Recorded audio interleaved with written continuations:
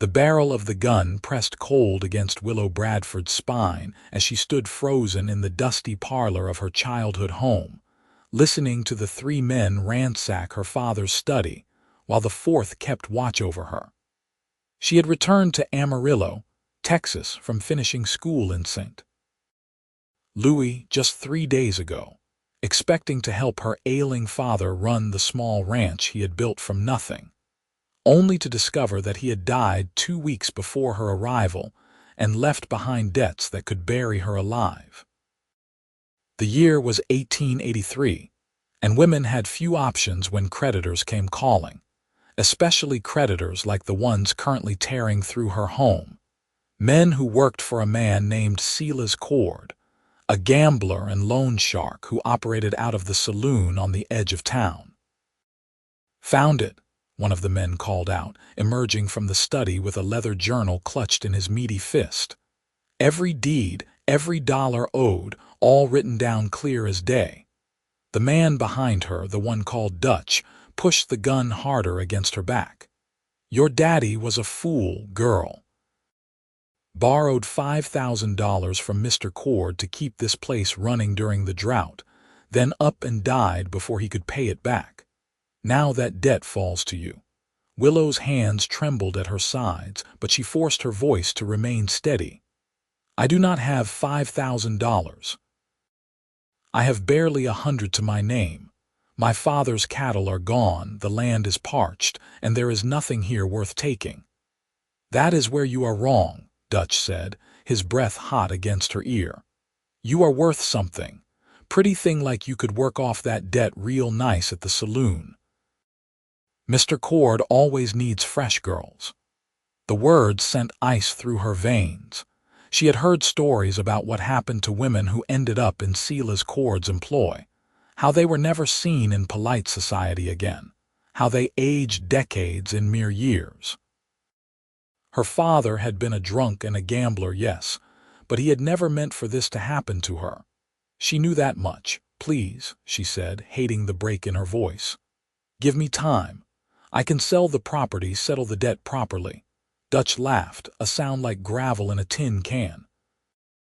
"The property is worth maybe 1,000 on a good day, and this is not a good day. You have until tomorrow at noon to come up with the money, or you come work for Mr. Cord. Those are your options." They left her standing there, the journal tucked under the arm of the man who had found it, their boots heavy on the wooden floor as they walked out into the brutal Texas sun. Willow waited until she heard their horses thunder away before her legs gave out and she sank to the floor, her carefully pressed traveling dress pooling around her in the dust that coated everything in this God-forsaken place. She had nowhere to turn. Her mother had died when she was 7, and her father had no siblings. The friends she had made in St. Louis were too far away to help, and even if they could, no respectable family would involve themselves in the sordid business of gambling debts. She was alone, utterly and completely alone, with less than 24 hours before men came to drag her to a fate worse than death. The sun was setting when she finally pulled herself from the floor and walked outside to the small cemetery plot, where her father lay buried beneath a simple wooden cross. The grave was fresh enough that the earth still looked disturbed, and someone had placed a handful of wildflowers at the base of the cross, though they had long since withered in the heat. "Why?" she asked the silent grave. "Why did you do this to me?" Only the wind answered, hot and dry as it swept across the empty land. She did not sleep that night. Instead, she went through the house room by room, taking inventory of anything that might be worth selling. There was furniture, old and worn, some dishes chipped and mismatched. Her mother's wedding ring, which Willow wore on a chain around her neck, too precious to part with. By the time the sun rose over the flat Texas horizon, she had assembled a pitiful collection of items that might fetch $50 if she found the right buyer and the stars aligned in her favor. It was not enough. It would never be enough.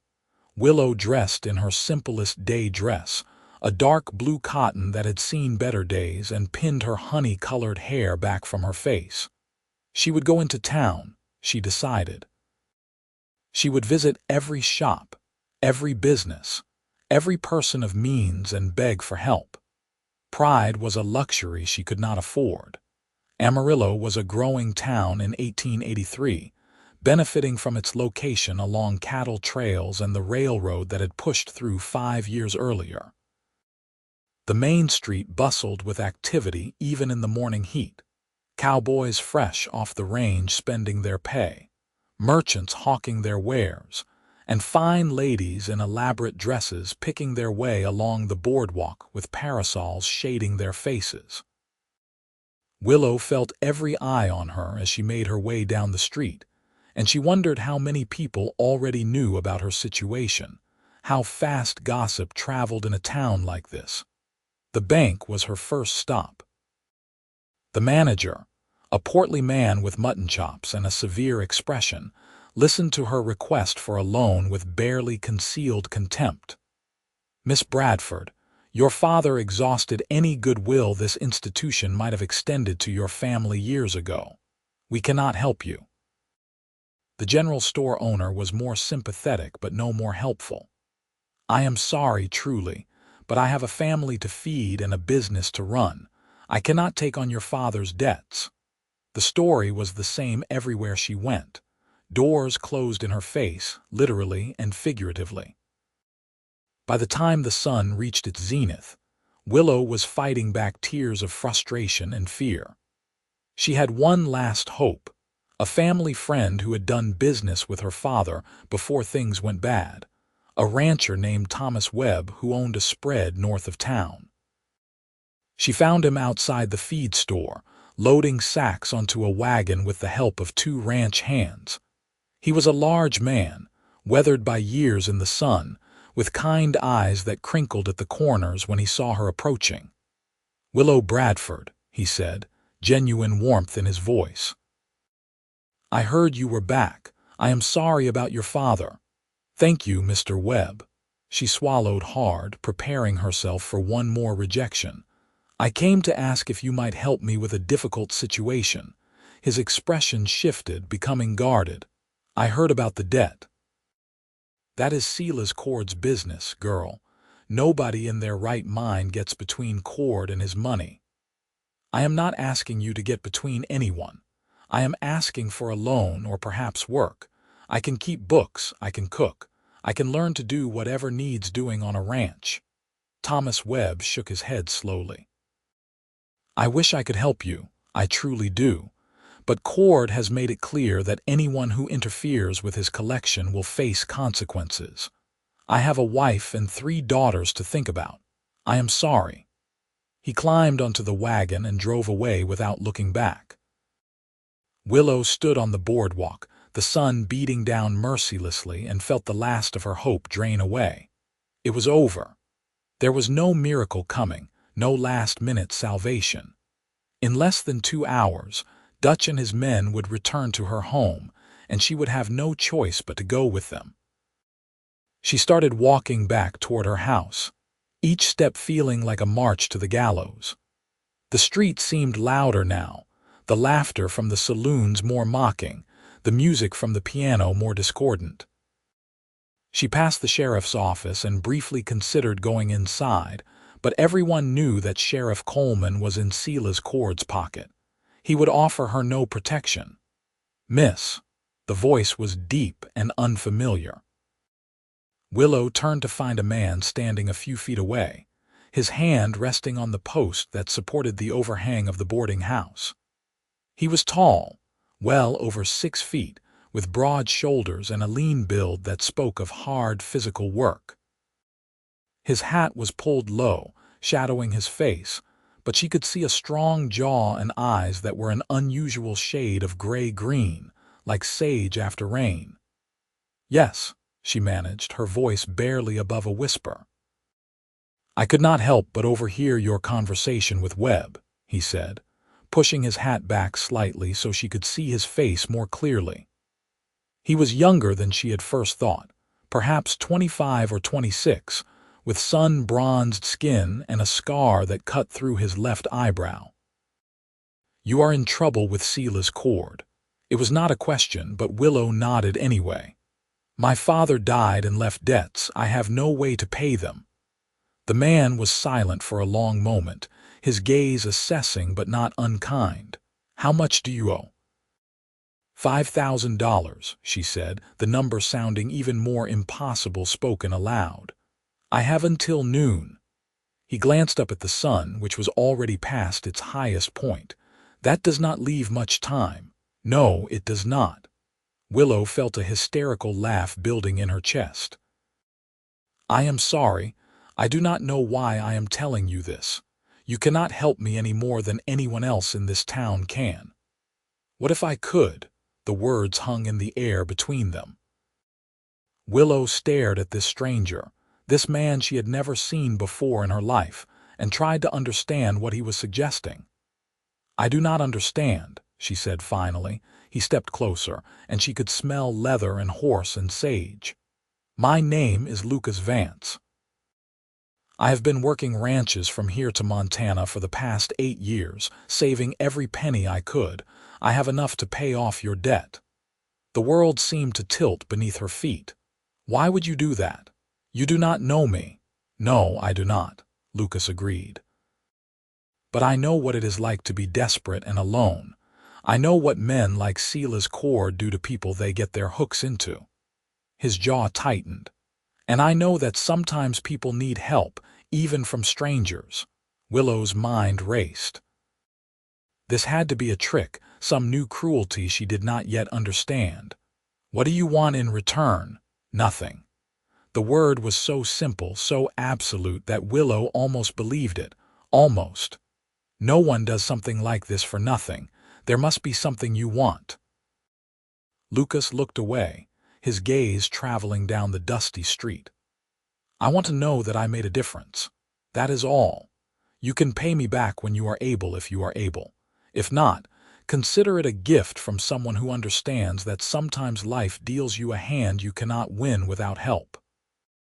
Tears were streaming down Willow's face now, hot and unchecked. "I do not know what to say." "Say you will let me help you." His voice was gentle, almost pleading. "Say you will not throw your life away because of your father's mistakes." She wanted to say yes more than she had ever wanted anything, but years of her father's warnings about trusting strangers, about debts and obligations, made her hesitate. "If you pay this debt, I will owe you $5,000. That is not nothing." "Then pay me back over time, whatever you can afford, or work it off if you prefer." "I am planning to buy land and start my own ranch. I could use help getting it established." He paused. "But there will be no contract, no legal obligation. Just your word that you will do your best, and my word that I will never hold it over you." It was madness. It was insanity. It was the only option she had. "All right," Willow said, her voice shaking. "Yes, thank you. I do not know how to thank you enough." Lucas smiled for the first time, and it transformed his entire face, making him look younger and somehow vulnerable. "You just did. Now, where do we find Sela's cord?" They found him at the Golden Palace Saloon, a garishly painted building at the south end of town that served as the center of Amarillo's less respectable activities. Lucas insisted that Willow wait outside while he went in, but she refused. "This is my debt," she said firmly. "I will not hide while you settle it." The interior of the saloon was dim and smoky, with a long bar along one wall and gaming tables scattered throughout the main room. A handful of men sat drinking despite the early hour, and a woman in a red dress that showed far too much skin played a melancholy tune on an upright piano in the corner. Sela's cord sat at a table in the back, counting money and making notations in a ledger.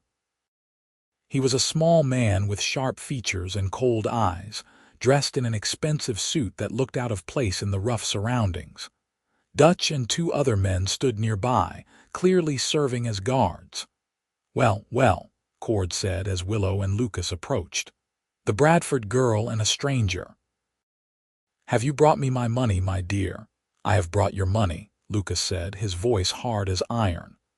"Every penny of the 5,000 she owes you, plus interest." Cord's eyes narrowed as he studied Lucas. "And who might you be?" "Someone who is settling a debt. That is all you need to know."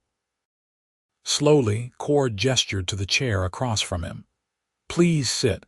Let us discuss this like civilized people." Lucas did not sit. Instead, he pulled a thick envelope from inside his jacket and tossed it onto the table. "Count it. It is all there." For a long moment, nobody moved.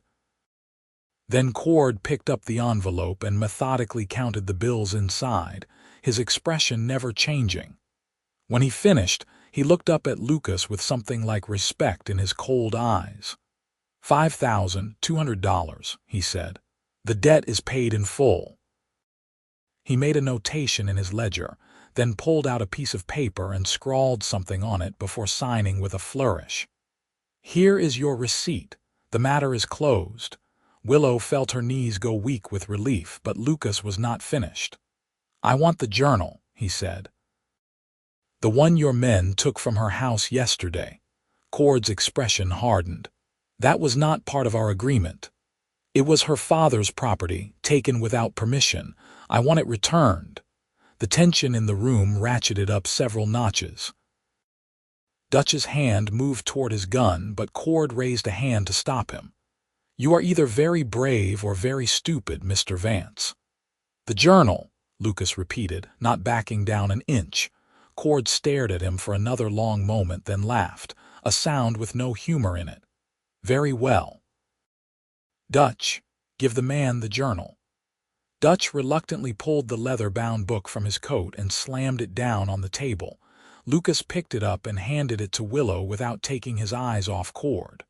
"Our business is concluded," Lucas said.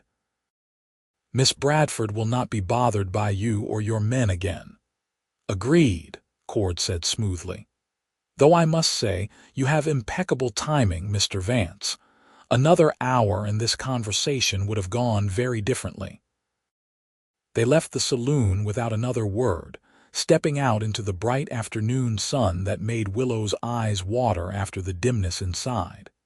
She clutched the journal to her chest and tried to process what had just happened. A stranger had saved her. A man named Lucas Vance had walked into her life and solved an impossible problem without asking for anything in return. "I need to sit down," she said faintly. Lucas guided her to a bench outside the general store, his hand gentle on her elbow. "Take your time. The worst is over." Willow sat, her whole body trembling with the aftershocks of fear and relief. "You just gave away $5,000, for me, for someone you do not even know." "I know you well enough," Lucas said, settling onto the bench beside her. "I know you are brave enough to walk into that saloon instead of hiding. I know you love your father despite his mistakes, because you are trying to honor his debts instead of running away. I know you are proud and desperate and scared, and I know what all of those things together can drive a person to do." She turned to look at him, really look at him for the first time. His face was open, honest in a way that seemed rare in this world of gamblers and sharks. "How do you know what those things feel like?" "Because I have been there myself." He looked away, his jaw working. 8 years ago, my father died and left my mother and sister with nothing. I was 18 and working as a ranch hand, barely making enough to feed myself, let alone support a family. I did things I am not proud of to keep us together. Stole food, cheated at cards, nearly got myself killed more than once. "What happened?" Willow asked softly. "A man named Samuel Greer, a rancher up in Colorado, caught me stealing from his smokehouse. Instead of turning me in to the law, he gave me a job and a place for my mother and sister to stay. He taught me how to be a cowboy, how to be a man worth something. He saved my life. Where is he now?" "Dead," Lucas said, pain flickering across his face. Died 3 years ago of a heart ailment. But before he went, he told me that the best way to repay his kindness was to pass it on to someone else who needed it. I have been looking for that opportunity ever since." Willow felt fresh tears threatening. "So I am just some charitable cause to you, a way to settle your conscience." "No," Lucas said firmly, turning to meet her eyes. "You are a woman who deserves better than the hand you have been dealt. That is all." They sat in silence for a while, watching the town go about its business around them. Finally, Willow asked the question that had been nagging at her since this whole surreal encounter began. "What do you want me to do now?" Lucas stood and offered her his hand. "First, we are going to the boarding house to get me a room for the night. Then we are going to have a proper meal, because I suspect neither of us has eaten much today. Tomorrow, we can talk about the future and what it might hold." Willow took his hand and let him pull her to her feet. His grip was strong and calloused, the hand of a working man, and something about it made her feel safer than she had in weeks. The boarding house was run by a cheerful woman named Mrs. Patterson, who asked no questions when Lucas paid for a week in advance. The restaurant next door served simple but hearty fare, and Willow found herself eating roast chicken and potatoes with an appetite she had not felt since before her father died. "Tell me about yourself," Lucas said between bites. "Where did you go to school?" "St. Louis," Willow said. "A finishing school for young ladies. My father sent me there when I was 14, said he wanted me to have opportunities he could never give me here." "Did you like it?" She considered the question. "Parts of it. I liked learning, liked reading and studying. But I always felt like I was pretending to be someone I was not. Those girls came from wealthy families, families with status and history. I was just the daughter of a failed rancher from Texas."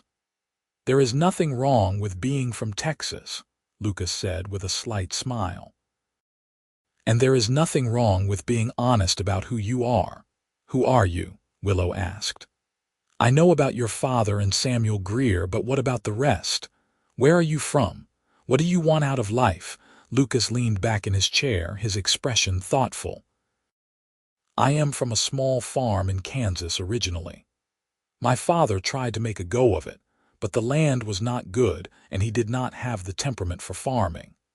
After he died and Mr. Greer took us in, my mother remarried a shopkeeper in Denver and my sister married a banker's son. They are settled and happy, and I am free to make my own way. And your way brought you here to Amarillo. I have been working at the Double R Ranch about 15 miles north of here for the past year," he explained. "Good work, good people, but working for someone else is not what I want long term. I have been saving to buy my own land, start my own operation. When I came into town this morning to settle up my pay and say my goodbyes, I happened to overhear your conversation with Thomas Webb." "So you were leaving," Willow said slowly. "You were about to start your own life and you gave up your savings to help me instead." "I did not give them up. I invested them." His eyes met hers across the table. "I still plan to buy land and start a ranch. I was hoping you might help me do it if you are willing. I do not know anything about running a ranch. Neither did I when I started. You can learn. And in the meantime, you can keep books, manage supplies, handle the business side of things. I saw how you held yourself together in that saloon, how you did not fall apart even when you were terrified. That takes strength, and strength is something I need in a partner." The word hung between them. Partner. Not servant, not someone working off a debt. An equal. "I do not know what to say," Willow admitted. "Say you will think about it," Lucas suggested. "Sleep on it, see how you feel in the morning. If you decide you would rather sell your father's land and strike out on your own, I will understand. The debt is forgiven either way." But Willow already knew what her answer would be. She had no prospects, no family, no future beyond what she could build with her own 2 hands. Lucas Vance was offering her not just a way out, but a way forward. It would be foolish to refuse. "I will think about it," she said, even though her mind was already made up. That night, Willow returned to her father's house and walked through the empty rooms one last time. In the morning light, she had seen only decay and poverty, but now she tried to remember the good times, the years before her mother died when the house had been filled with laughter and love. Her father had not always been a drunk and a gambler. Once, he had been a dreamer who believed he could build something lasting in this harsh land. He had failed, but that did not mean she had to. She found the tin box where her father kept his important papers and went through them carefully. There was a deed to the property, 200 acres that extended north from the house toward the creek that ran dry more often than not. There were receipts and bills of sale for cattle long since sold or dead. And there was a letter, addressed to her in her father's shaky handwriting. She opened it with trembling hands.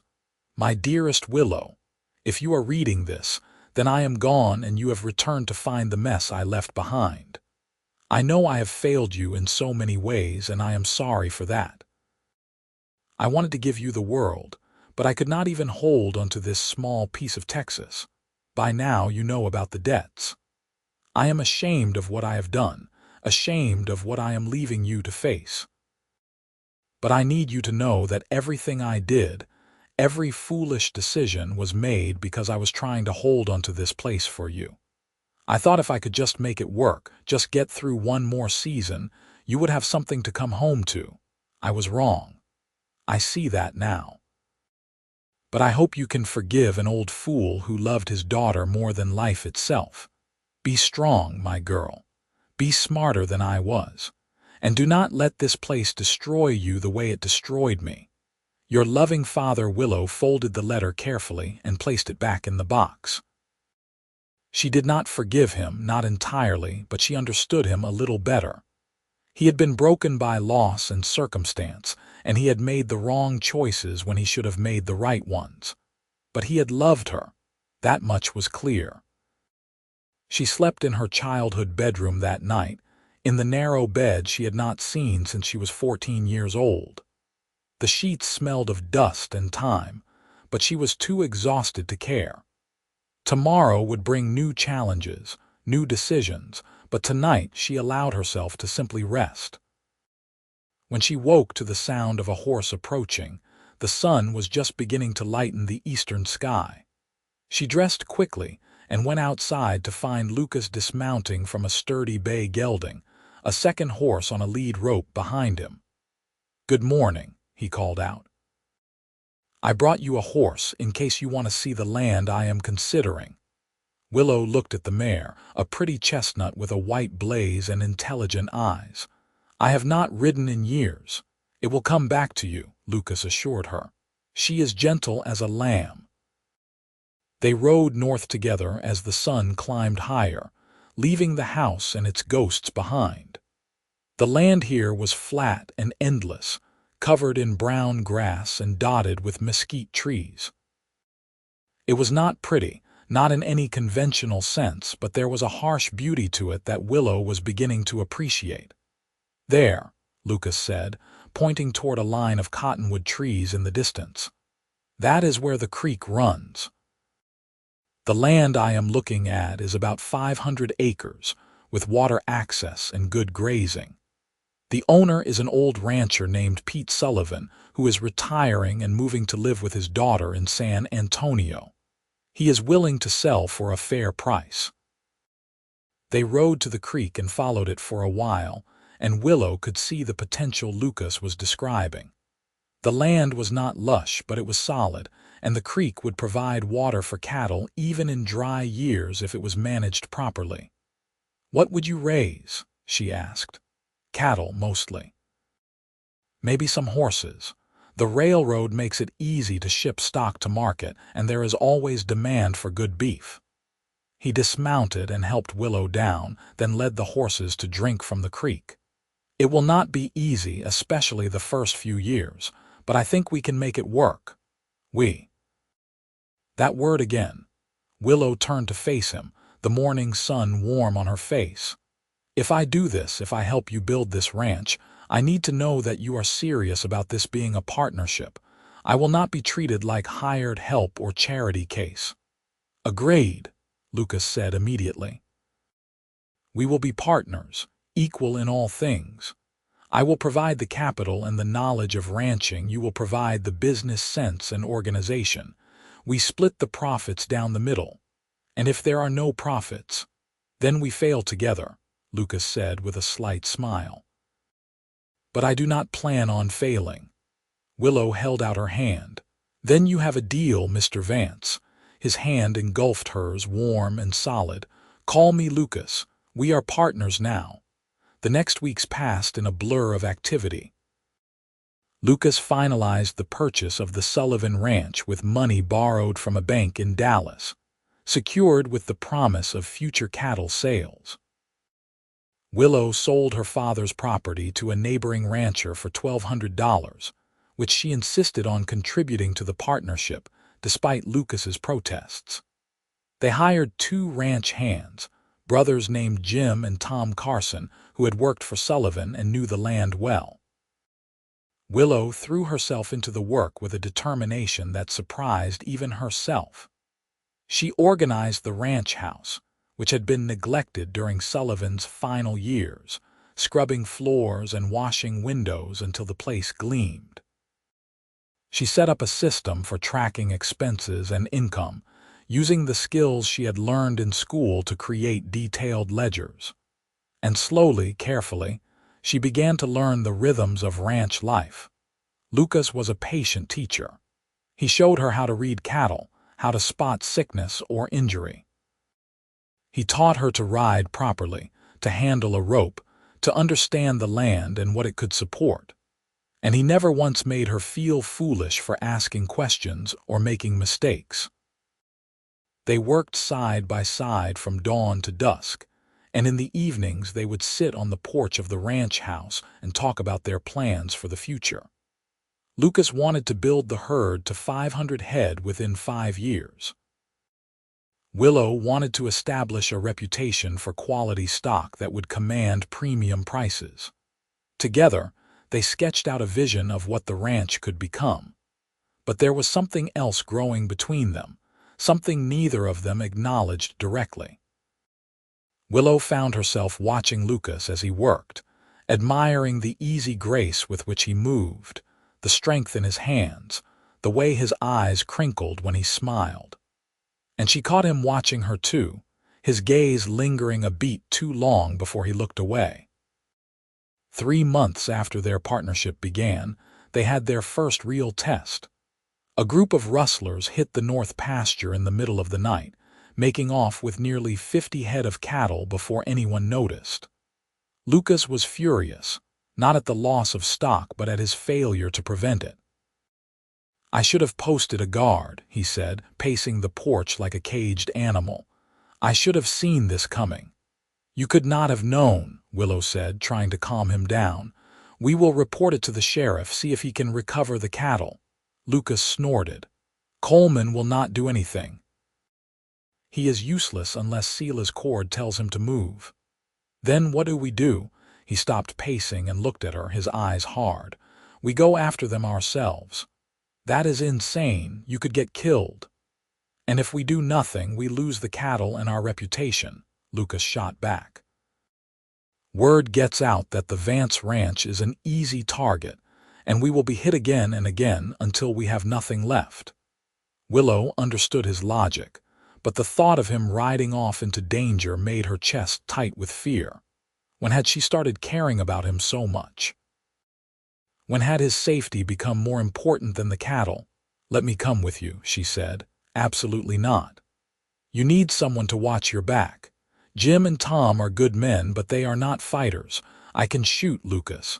My father taught me before I went to school." They argued for another hour, but Willow would not back down. Finally, Lucas relented, but only on the condition that she stay behind him at all times and follow his lead without question. They rode out at first light, following the trail left by the rustlers. It led east toward the rougher country near the Palo Duro Canyon, where outlaws and drifters often holed up between jobs. Lucas tracked with the focused intensity of a predator, reading signs in the dirt that Willow could barely see. They found the rustlers' camp 2 days later, a rough collection of tents and lean toss in a box canyon with the stolen cattle penned in a makeshift corral. There were 5 men, all armed, all with the hard look of men who lived on the wrong side of the law. "We cannot take them in a straight fight," Lucas whispered as they watched from the ridge above. "But if we spook the cattle, run them out of the canyon, the rustlers will have to choose between chasing stock and standing their ground." It was a dangerous plan, but Willow could not think of a better one. They waited until nightfall, then crept down into the canyon as quietly as possible. Lucas cut the ropes holding the corral gate while Willow positioned herself to fire a shot that would startle the cattle into running. Everything happened at once. The shot echoed off the canyon walls, the cattle bellowed and surged forward, and the rustlers came boiling out of their tents with guns drawn. Lucas and Willow were already moving, riding hard to keep ahead of the stampeding herd. Shots rang out behind them, but the darkness and confusion worked in their favor. They pushed the cattle out of the canyon and kept them running for miles, until the animals were too tired to do anything but walk. When dawn broke, they were safely away with most of the stolen stock recovered. "That was the most reckless thing I have ever done," Willow said, her voice shaking with adrenaline and relief. Lucas looked at her across the herd, his face smudged with dirt and his hair wild from the ride. "You were incredible. I have never seen anyone keep their head like that in a crisis." Something shifted between them in that moment. Willow saw Lucas not as her savior or her partner, but as a man she was falling in love with. And from the way he was looking at her, she thought he might be feeling the same thing, but neither of them said anything. They drove the cattle home, returned them to the north pasture, and went back to the careful dance of working together while pretending their hearts were not involved. The ranch prospered over the next year.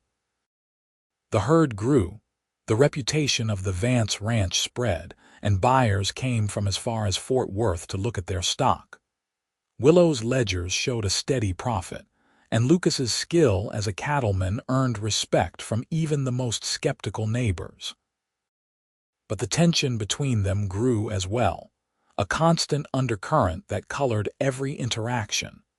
Willow found excuses to touch his hand when passing him papers to sign. Lucas invented reasons to stand close to her when they reviewed the books together. They danced around their feelings like two people who knew that admitting the truth would change everything. The breaking point came on a cold November evening when the first norther of the season blew in, dropping temperatures by 40 degrees in a matter of hours. Willow was in the barn checking on a mare who was close to foaling when Lucas came in, his coat covered in snow. "It is getting bad out there," he said. "Jim and Tom are bringing the cattle down from the high pasture, but it will be a long night. Is there anything I can do to help?" "Stay inside and keep warm," Lucas said. "This is my job." "Our job," Willow corrected. "We are partners, remember?" He smiled, that rare, full smile that made her heart skip. "I remember." They stood there in the warm dimness of the barn, the wind howling outside and the sweet smell of hay all around them. Willow did not know who moved first, but suddenly they were closer, so close she could see the flecks of gold in his gray-green eyes. "Willow," Lucas said, her name a question and a prayer. "Yes," she whispered, answering both. He kissed her then, a gentle brushing of lips that sent fire through her veins. His hands came up to cup her face, and she leaned into his touch like a flower turning toward the sun. When they finally broke apart, both were breathing hard. "I have wanted to do that for months," Lucas admitted, his thumb stroking her cheekbone. "Why did you wait so long?" Willow asked. "Because you deserved better than to feel obligated to me." I never wanted you to think you had to return my feelings because of the debt." "There is no debt," Willow said firmly. "There has not been for a long time. I stay because I want to, because this ranch is as much mine as it is yours. And I kiss you now because I want to, because I have been falling in love with you since the day you walked into that saloon and saved my life." Lucas pulled her close, wrapping his arms around her and resting his chin on top of her head. "I love you, Willow Bradford. I think I have loved you since I saw you standing on that boardwalk, brave and terrified and refusing to give up." "I love you too," she said against his chest, feeling the steady beat of his heart beneath her cheek. They stood like that for a long time, holding each other while the storm raged outside. When they finally went back to the house, hand in hand, everything had changed and nothing had changed. They were still partners, still working toward the same goals, but now they were working toward them together in every sense of the word. The winter was hard, but they faced it as a team. When cattle got stranded in snowdrifts, they dug them out together. When supplies ran low, they rationed together. And when the long dark nights seemed endless, they kept each other warm and dreamed of spring. In March, Lucas asked her to marry him properly, with a ring he had special ordered from a jeweler in Dallas. It was simple, just a gold band with a small diamond, but to Willow it was the most beautiful thing she had ever seen. "I know we have been living as though we are already married," Lucas said as he slipped the ring onto her finger. "But I want to do this right. I want everyone to know that you are my wife, my partner, my equal in all things. Will you marry me, Willow Bradford?" "Yes," she said, kissing him between words. "Yes, yes, yes." They were married in Amarillo on a bright April morning with Jim and Tom and Mrs. Patterson as witnesses. The ceremony was simple, held in the small church on the edge of town with a circuit preacher officiating. Willow wore a dress she had bought in Dallas, pale blue with white lace, and Lucas wore a new suit that made him look almost uncomfortable until he saw her walking down the aisle, and his entire face lit up with joy. After the ceremony, they held a reception at the ranch, inviting all their neighbors and friends to celebrate.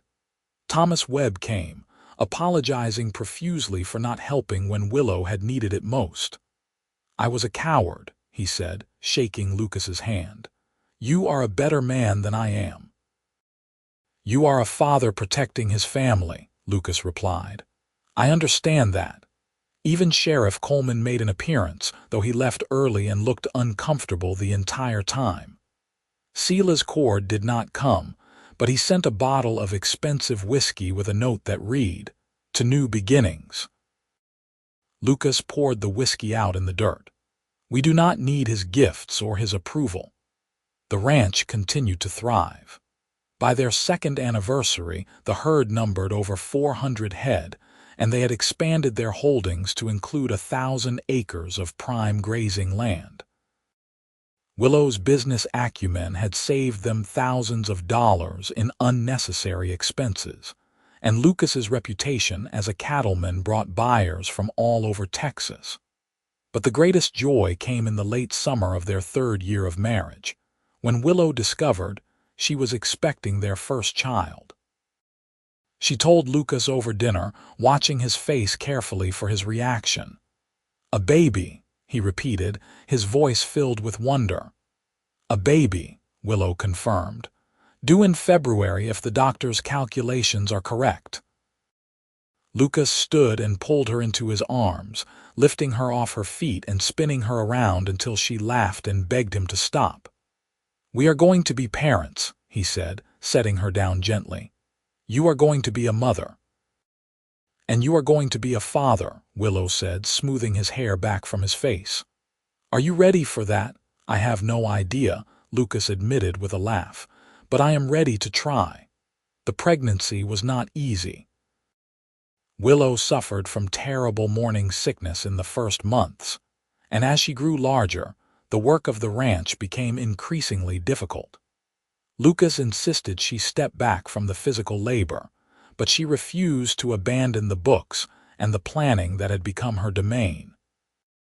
"I am pregnant, not an invalid," she told him when he tried to make her rest. "I can still think and write and manage accounts." "I know you can," Lucas said. "I just want you to be safe. You and the baby are more important than any cattle or any amount of money." His concern was touching, but Willow had never been the type to sit idle. She continued to work until the very day their son was born, a cold February morning when the first crocuses were pushing through the frozen ground. The labor was long and difficult, lasting nearly 20 hours. Lucas paced the hallway outside their bedroom while the doctor and Mrs. Patterson, who had come to help, tended to Willow. When he finally heard the thin wail of a newborn, he burst into the room without waiting for permission. Willow lay pale and exhausted in their bed, her hair damp with sweat, but she was smiling as she held a tiny bundle wrapped in a soft blanket. "Come meet your son," she said softly. Lucas approached on shaking legs and looked down at the small red face peeking out from the blanket. The baby had a shock of dark hair and was waving one tiny fist in the air as he cried. "He is perfect," Lucas whispered, reaching out to touch the baby's hand with one finger. Immediately, the tiny fingers curled around his, gripping with surprising strength. "We need to name him," Willow said. "I was thinking about your father or Samuel Greer." "What about your father?" Lucas suggested gently. Willow considered it. Despite everything, her father had loved her in his own flawed way. And he had brought her here to this place and this life, even if he had not lived to see what she would make of it. "William," she said. "William Lucas Vance. We can call him Will." "Well, Vance," Lucas repeated, testing the name. "I like it." The baby calmed down as they talked, his eyes opening to reveal a deep blue that would eventually change to gray-green like his father's. Lucas sat on the edge of the bed, one arm around Willow and the other supporting the baby, and felt a contentment he had never known before. "We did it," Willow said, leaning against his shoulder. "We built something real." "You built something real," Lucas corrected. "I just helped." "We built it together," Willow insisted. "Everything we have, everything we are, we created it as a team." Will grew quickly, a healthy, happy baby who seemed to inherit his father's temperament and his mother's determination. By the time he was walking, he was toddling after Lucas every chance he got, wanting to help with the horses and the cattle even though he was far too small. The ranch continued to expand. They built a new barn, added more grazing land, and hired additional hands to manage the growing operation. Willow's father's debts were a distant memory now, paid off 100 times over by their success. On their 5th anniversary, Lucas and Willow stood on the porch of their home and looked out over the land they had built together. Will was asleep inside, worn out from a day of following his father around the ranch, and the evening was warm and peaceful. "Do you ever think about that day?" Lucas asked. "The day we met, I think about it often," Willow admitted. "I think about how desperate I was, how certain I was that my life was over. And now," she turned to him, this man who had saved her in every way a person could be saved. "Now I know that it was just beginning." "You gave me more than freedom from debt, Lucas. You gave me a future, a family, a life worth living." "You gave me the same," Lucas said, pulling her close. "Before I met you, I was just drifting, working toward a goal but without any real purpose. You gave me something to build for, someone to build it with." They kissed as the sun set over the Texas plains, painting the sky in shades of orange and gold. Inside, their son slept peacefully, and around them, the ranch hummed with the life they had created. 2 years later, Willow gave birth to their second child, a daughter they named Grace after Willow's mother. She had her mother's honey-colored hair and her father's stubborn streak, and from the moment she could talk, she was making her opinions known. Will adored his baby sister, carrying her around despite being barely big enough to do so, and showing her everything he learned from following Lucas around the ranch.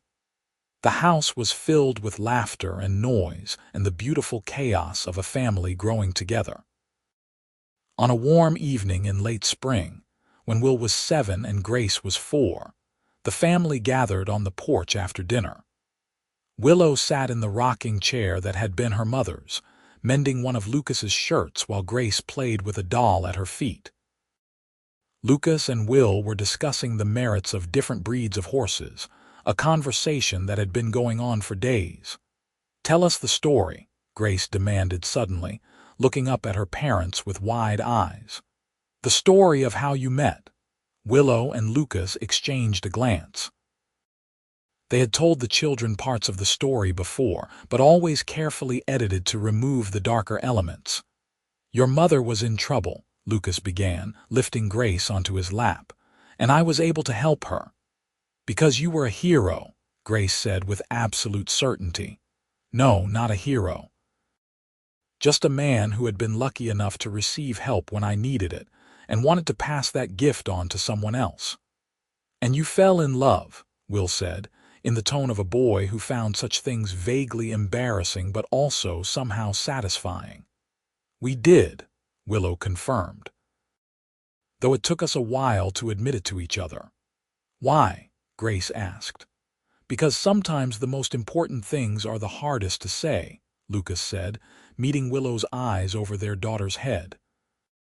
"But when you find someone who makes you want to be better, who stands beside you through the hard times and celebrates with you during the good times, you hold on to them and never let go." Later, after the children were in bed, Willow and Lucas sat together on the porch swing, watching the stars emerge one by one in the darkening sky. "Do you ever regret it?" Willow asked. "Giving up your savings for me?" "Never," Lucas said without hesitation. "That money bought me everything that matters. You, Will, Grace, this life we have built. I would make the same choice 1,000 times over." "I still owe you," Willow said softly. "Not the money, we have paid that back many times over. But I owe you for believing in me when I did not believe in myself." "You do not owe me anything," Lucas said, tilting her chin up so she had to meet his eyes. "You saved me just as much as I saved you. Before I met you, I was working toward a dream, but I had no one to share it with. You made the dream real." They sat in comfortable silence for a while, the swing creaking gently as they rocked. Finally, Willow said, "I am happy, Lucas. Truly, deeply happy. I never thought I would be able to say that after my father died." "I am happy too," Lucas said, kissing the top of her head. "Happier than I ever imagined I could be."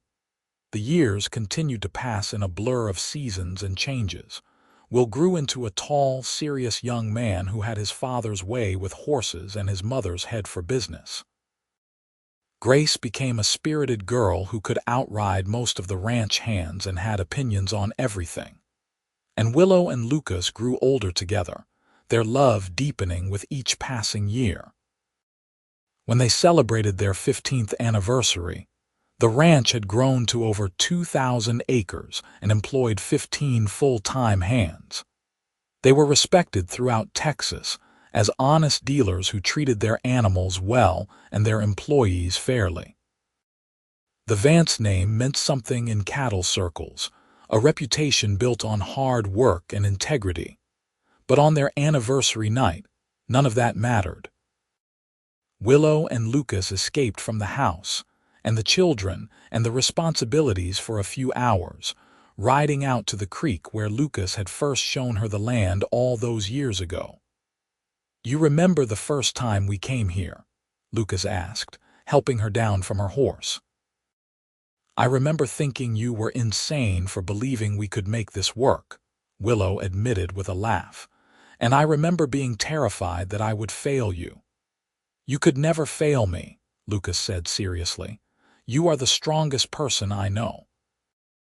They sat by the creek, their hands intertwined, and talked about everything and nothing. about Will's plans to attend agricultural college in the fall, about Grace's determination to become the first female rancher in Texas, about the new barn they needed to build and the expansion they were considering. But mostly they talked about how grateful they were for each other, for the life they had built, for the twist of fate that had brought them together on that dusty street in Amarillo so many years ago. "I love you," Willow said as the sun began to set. "I have loved you since the moment you offered to help me without asking for anything in return." "I love you too," Lucas said, pulling her close, "and I will love you until my last breath and beyond." They returned to the house as darkness fell, to find Will and Grace had prepared a special dinner in their honor. The table was set with the good china, and there were wildflowers in a vase in the center. "Happy anniversary," the children said in unison, and Willow felt her eyes fill with happy tears. This was what her father's debts had bought her. Not slavery or degradation, but freedom. Not loss, but gain. A stranger's kindness had given her a chance to build something beautiful, and she had taken that chance and made it into a life beyond her wildest dreams. As they sat down to dinner, surrounded by the family they had created and the love they had nurtured, Willow sent up a silent prayer of gratitude. To Lucas, for his courage and generosity. To her father, for bringing her to Texas even if he had not lived to see what would come of it. And to whatever force in the universe had put her on that boardwalk at exactly the right moment to meet the man who would change her life forever. The years rolled on, bringing new challenges and new joys. There were droughts that tested their resilience and boom years that allowed them to prosper beyond their expectations. There were sleepless nights worrying about sick cattle or falling prices, and there were moments of pure triumph when their hard work paid off in spectacular fashion. Will married a rancher's daughter from Wyoming and brought her back to Texas to help run the family operation. Grace, true to her word, started her own small ranch on land her parents helped her purchase, becoming one of the few female ranch owners in the state and earning respect through sheer determination and skill. And through it all, Willow and Lucas stood together. They weathered every storm, celebrated every victory, and supported each other through the inevitable losses that come with age. When Lucas's mother died peacefully in her sleep at the age of 78, Willow held him while he grieved. When Willow's old friends from St.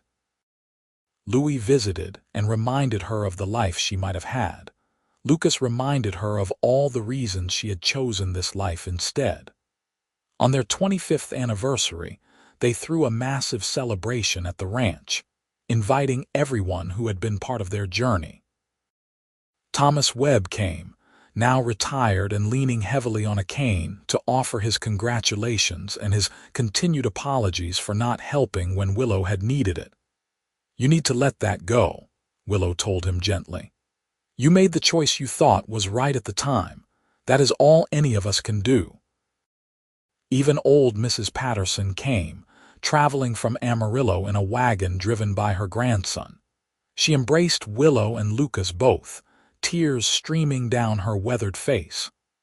"I knew from the first day I saw you two together that you were meant to be," she said. "The way he looked at you, the way you trusted him, it was like watching a miracle unfold."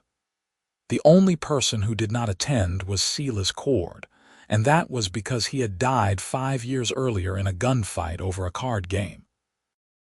His death had not affected them at all, proof that they had moved far beyond the shadow of that desperate day when his debts had threatened to destroy Willow's life. As the sun set on their celebration, Willow and Lucas stood together watching their friends and family enjoy the party they had thrown. Will was dancing with his wife, while Grace was engaged in an animated conversation with a group of cattlemen about the latest breeding techniques. Everywhere they looked, they saw the evidence of the life they had built together.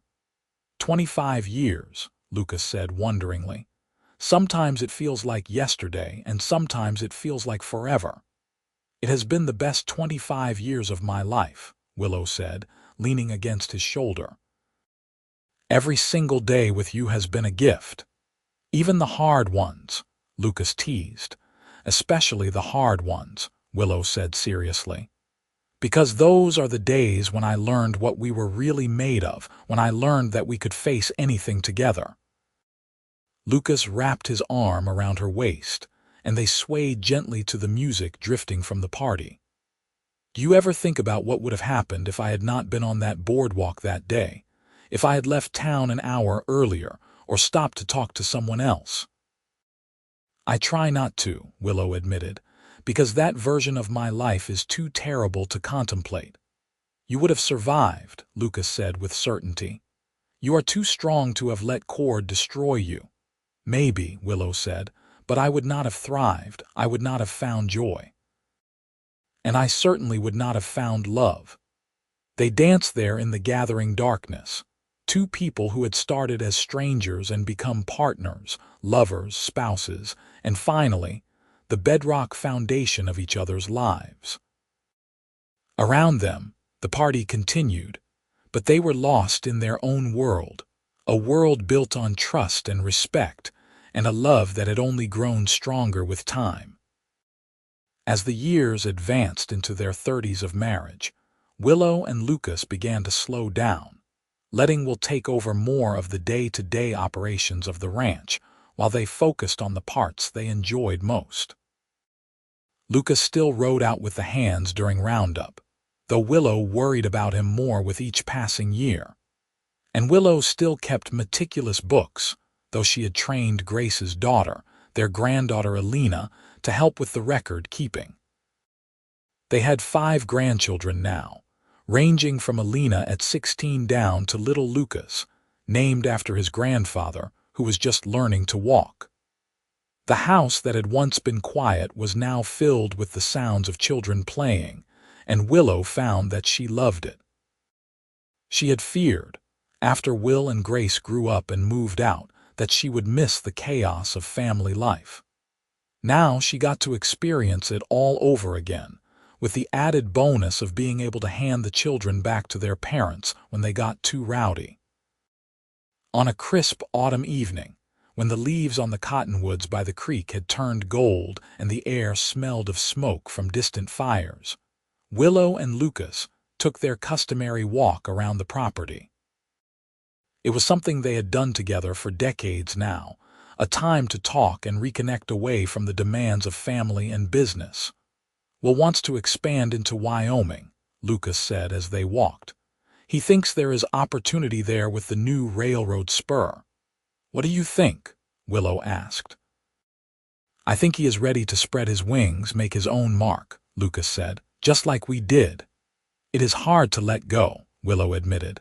This ranch has been our whole world for so long. It is still our world, Lucas assured her, but it is Will's world too now and Grace's. We built something that will outlast us, Willow. That is no small thing. They walked in silence for a while, their steps matched after so many years of walking side by side. Finally, Willow said, I have been thinking about writing down our story. For the grandchildren, so they know where they came from. That is a good idea, Lucas said. Though you might want to skip over some of the more dramatic parts, I am not sure Alina needs to know about the rustlers just yet, Willow laughed. I will keep it appropriate for young ears. But I want them to know that sometimes the worst moments of our lives can lead to the best things.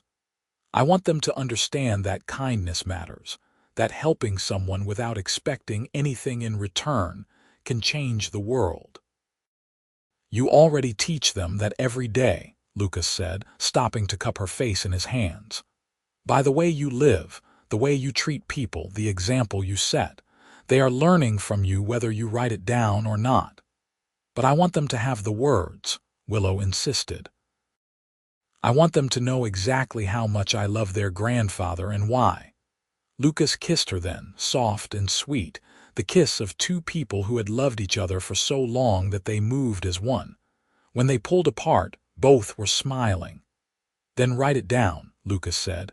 "Tell them everything. Tell them about the debts and the fear and the cowboy who rode into town and changed your life. Tell them about building this ranch from nothing, about the hard years and the good years. Tell them about love, real love, the kind that lasts." And so Willow did. She spent the winter months writing, filling page after page with their story. She wrote about her father's death and the debts that had threatened to destroy her. She wrote about Lucas appearing like an answer to a prayer she had not known how to pray.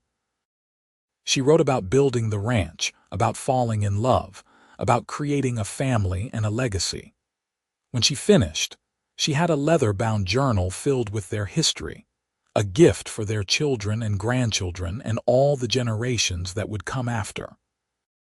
She presented it to Lucas on their 35th anniversary, and he read it cover to cover in one sitting, tears streaming down his weathered face. "This is beautiful," he said when he finished. "This is our life, right here in these pages." "Our life together," Willow corrected. "The life we built when a stranger decided to be kind." They added the journal to the family records, stored carefully in the safe in the ranch office. And over the years, each generation would read it and learn about the love story that had started their family. The tale of debts and desperation transformed by generosity into something beautiful. As Willow and Lucas entered their 70s, they finally stepped back from active management of the ranch entirely, content to sit on the porch and watch their empire run without them. Will had proven to be an excellent manager, and the ranch was more prosperous than ever. Grace's operation had also thrived, and she had become a respected voice in cattle ranching circles across the state. Their children had given them 9 grandchildren in total, and those grandchildren were beginning to have children of their own. The family tree that had started with just Willow and Lucas had grown and branched, creating a network of love and connection that spread across Texas and beyond. On a warm spring day, surrounded by 3 generations of family gathered for a Sunday dinner, Willow and Lucas sat in the place of honor at the head of the table. Will raised a glass in a toast. "To my parents," he said, his voice thick with emotion, "who taught us by example what it means to build something lasting, who showed us that love and hard work and integrity matter more than anything else. We are who we are because of you." Everyone drank, and then Grace stood. "And to the stranger who became my father," she said, looking at Lucas with tears in her eyes, "who gave my mother a chance when no one else would, and in doing so, gave all of us the gift of this family." More toasts followed, each one bringing Willow and Lucas to tears. When the meal was finished and the family had dispersed to various activities around the ranch, they retreated to their bedroom for a rest. "We did well," Lucas said, settling onto the bed beside Willow. "Raised good children, built a good business, lived a good life." "We did better than well," Willow said, curling against his side the way she had done for over 4 decades. "We created something beautiful out of something terrible. We turned debts into gifts, strangers into family, and a desperate moment into a lifetime of love." "I would do it all again," Lucas said, kissing her forehead. "Every moment, every challenge, every joy, all of it just to end up right here with you." "I love you," Willow whispered. "Today, tomorrow, and always." "And I love you," Lucas replied, "more than words can ever say." They fell asleep like that, wrapped in each other's arms, surrounded by the sounds of their family enjoying the ranch they had built together. And if their dreams were filled with memories of boardwalks and saloons, of cattle drives and snowstorms, of first kisses and babies born, well, those were the best kind of dreams to have. The years continued their relentless march forward. Willow and Lucas celebrated their 50th anniversary with a party that brought people from 3 states to honor them. They stood together, now in their 80s, and renewed the vows they had made so long ago in that little church in Amarillo. "I, Lucas Vance, take you, Willow Bradford Vance, to be my wife, my partner, my love," Lucas said, his voice wavering but strong. "For richer or poorer, in sickness and in health, for all the days of my life. I, Willow Bradford Vance, take you, Lucas Vance, to be my husband, my partner, my love," Willow said, tears streaming down her lined face. "For richer or poorer, in sickness and in health, for all the days of my life." They kissed, and the assembled crowd erupted in cheers and applause. It was a celebration not just of their marriage, but of everything they represented: kindness rewarded, faith justified, love triumphant. As they entered their final years, Willow and Lucas spent most of their time on the porch of the ranch house, watching the world they had created continue to thrive without them. They held hands and told stories to great-grandchildren who sat at their feet, wide-eyed and fascinated by tales of the old days. "Tell us about how you met," the children would beg, and Willow and Lucas would exchange a glance and smile. "Well," Lucas would begin, "your great-grandmother was in trouble and I happened to be in the right place at the right time. He saved me," Willow would add. "In every way a person can be saved." And then they would tell the story again, never tiring of it, never forgetting the miracle of that day when a stranger's kindness had changed two lives forever.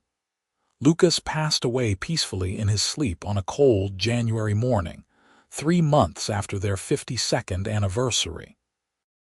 He was 87 years old and had lived a full, rich life surrounded by love. Willow held his hand as he slipped away, whispering words of love and gratitude into his ear until his last breath. The funeral was the largest Amarillo had ever seen. People came from across the country to pay their respects to a man who had been known for his integrity, his kindness, and his unwavering devotion to his family. But for Willow, the only thing that mattered was that Lucas was gone, and half of her soul had gone with him. She lived for another 2 years, surrounded by her children and grandchildren and great-grandchildren, all of whom tried to fill the Lucas-shaped hole in her life. She spent her days on the porch, wrapped in one of his old coats, and her nights reading the journal she had written so many years ago. On a warm spring morning, with the wildflowers blooming and the cattle grazing peacefully on the land they had built together, Willow Bradford Vance closed her eyes and did not open them again. She was 85 years old, and she died with a smile on her face, dreaming of a boardwalk in Amarillo and a stranger with gray-green eyes who had offered her hope when she had none left. They buried her next to Lucas in the family cemetery on the ranch, under a cottonwood tree they had planted together on their 10th anniversary. The headstone read, "Willow Bradford Vance, beloved wife, mother, grandmother, and friend. She turned debts into blessings and strangers into family." The ranch continued for generations after they were gone, run by their descendants who never forgot the story of how it all began. The journal Willow had written was copied and shared, becoming a treasured family heirloom that each new generation read and learned from. And sometimes, on quiet evenings when the wind blew across the Texas plains, people swore they could see 2 figures walking hand in hand by the creek, an old cowboy and the woman he had saved, still together, still in love, still building their dream one day at a time. Their story became legend in Amarillo, told and retold until the details blurred, and the truth became mixed with myth. But the heart of it remained true. That sometimes kindness changes everything, that love can grow in the most unlikely circumstances, and that the debts we inherit need not define us. The Vance Ranch stood for over 150 years, a testament to what 2 people could build when they worked together with love and determination. and every generation that ran it knew that they owed everything to a desperate young woman and a kind cowboy who had asked for nothing and received everything. In the end, that was the real gift Lucas had given Willow that day on the boardwalk. Not freedom from debt, though he had given her that. Not even a partnership or a ranch or a family, though he had given her all of those things too. The real gift was hope, the belief that tomorrow could be better than today, that kindness existed in the world, and that love was possible even in the darkest moments. And Willow had taken that gift and built a life worth living, a family worth cherishing, and a legacy worth remembering. She had taken a stranger's generosity and turned it into something beautiful, proving that sometimes the best things in life come from the most unexpected places. Their love story was not dramatic or filled with grand gestures, though there had been dramatic moments and grand gestures along the way. Instead, it was a story of quiet devotion, daily choice, and unwavering commitment. It was a story of two people who chose each other every single day, who built something lasting from the ruins of what came before, and who loved each other until their last breaths and beyond. And that, in the end, was the truest kind of love story there was. Not the kind that burned bright and fast, but the kind that glowed steady and warm, lighting the way for generations to come. The kind of love that started with a gun at her back and a cowboy who asked for nothing, and ended with a family, a legacy, and a love that would never die.